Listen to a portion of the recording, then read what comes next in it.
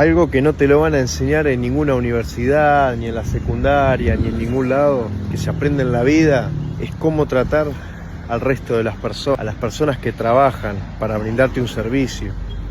Cuando vas a un restaurante, cuando vas al supermercado, al que te atiende en la mesa, al cajero, al que te estaciona el auto, esos trabajadores que se ganan la vida de forma honrada, de forma digna, hay que tratarlos con respeto, hay que tratarlos con educación, con el mejor de los modos. Yo traje a lavar el auto hace un rato y me lo dejaron como nuevo. Y yo los veo que trabajan todo el día. No importa la hora que uno venga, vienen, te atienden de la mejor manera. Yo los trato de la mejor manera también. Y es así como tiene que ser.